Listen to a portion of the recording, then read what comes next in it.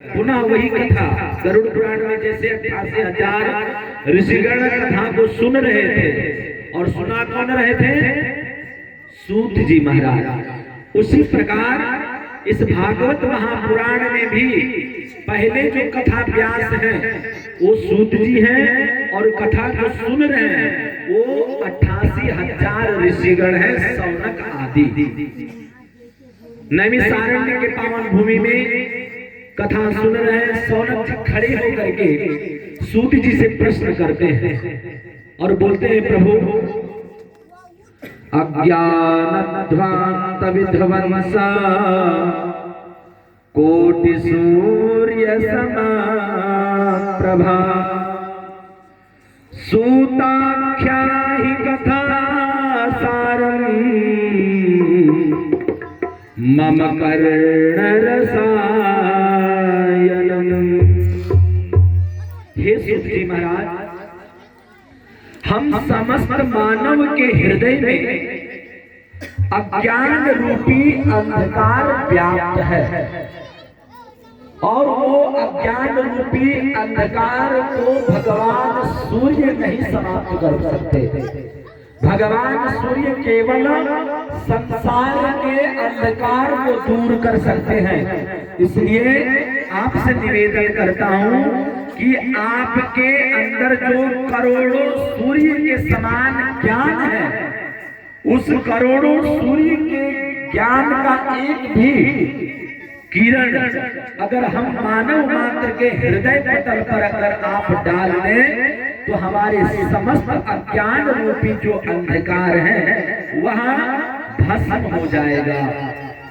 इतना ही नहीं, भक्ति ज्ञान विरागाप्तो विवेको वर्धते महा माया मोह निरासश्च वैष्णवैः क्रियते कथम। भक्ति ज्ञान और वैराग्य को प्राप्त करने के लिए वैष्णव लोग क्या क्या करते हैं?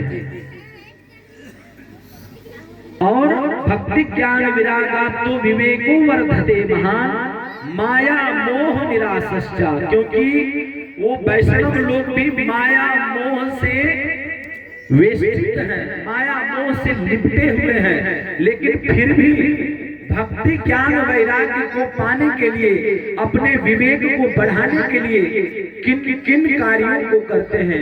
हे सूत जी महाराज, आप बताएं। जो कल्याण को भी कल्याण कर देने वाला है, जो पवित्र को भी अत्यंत पवित्र कर देने वाला है, और जो साक्षात भगवान श्री कृष्ण से ही भेंट करवा दे, मिलवा दे, ऐसे अगर आपके पास कोई उपाय है तो वह बताएं। क्योंकि मैं जानता हूं कि ये कृपा केवल गुरुदेव के अंदर ही है। चिंतामणि नाम का एक वृक्ष है स्वर्ग में, उस वृक्ष के नीचे छांव में आकर के जो प्राणी केवल चिंतन करता है जिस वस्तु का कि हमें गाड़ी चाहिए, उसको केवल चिंतन करने मात्र से वो मिल जाता है। जिस भी विषय वस्तु का आप चिंतन करोगे उस वृक्ष के नीचे आकर वो वस्तु आपको मिल जाएगा।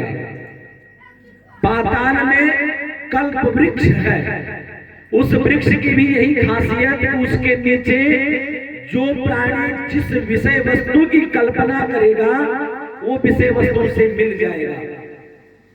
लेकिन उस चिंतामणि वृक्ष में और कल्प वृक्ष में भी यह शक्ति नहीं है जो भगवान से साक्षात्कार करा दे। अगर किसी में सामर्थ्य है तो गुरुदेव की कृपा में है, गुरुदेव के आशीर्वाद में है। और हे सूत जी महाराज, आपको गुरुदेव की कृपा आपके ऊपर है। आप कृपा करके हम सभी को वह गुरुदेव के ज्ञान हमें दे जिससे हम भगवान की प्राप्ति कर सके सरलता से। चिंतामणि लोक सुखम सुरद्रुः स्वर्ग संपदा प्रयच्छति गुरु प्रीतो वैकुंठम योगी दुर्लभम। सूत जी कहते हैं, सौनकादि ऋषियों, हमारे प्रति इतना प्रेम है, इतनी श्रद्धा है, इतना विश्वास है, तो मैं अब आपको कथा का सार बताने जा रहा हूं, उसे सावधान पूर्वक सुनो। सूत जी कहते, हे सोनक जी, इस संसार में सबसे बड़ा अगर डर है, सबसे बड़ा भय अगर किसी विषय वस्तु का है प्राणी मात्र को, तो केवल मृत्यु का है। हर व्यक्ति मृत्यु से डरा रहता है, कहीं मुझे मृत्यु ना प्राप्त हो जाए, कहीं मैं मर जाऊं। लेकिन इस संसार का नाम है संसरत इति संसारः, खिसकता हुआ है, जो खिसक रहा है, जो चलायमान है। और हम समझते हैं कि संसार मेरे हिसाब से चले, मैं जब कहूं तब ये आगे बढ़े, जब हम रुकने के लिए कहें तो ये रुके।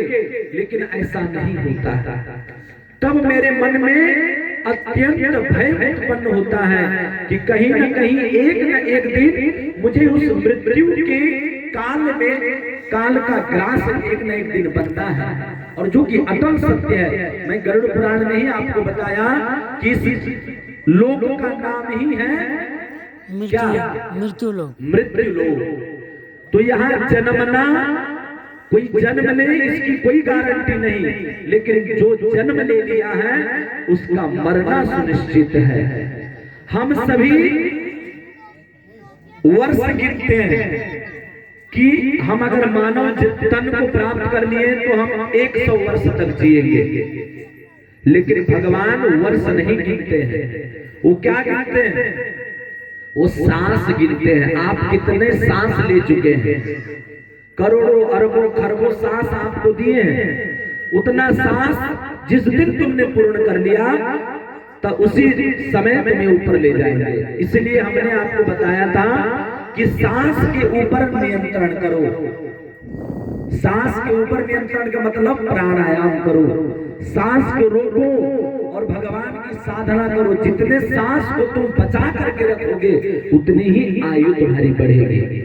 लेकिन हमारे आज के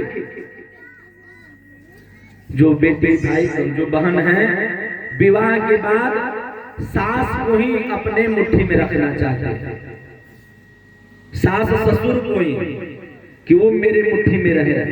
लेकिन ऐसा नहीं, सास के ऊपर नियंत्रण करिए, सास ससुर के ऊपर नहीं। इसलिए एक एक क्षण अगर हमें व्यतीत करना है तो उस परमात्मा के स्मरण में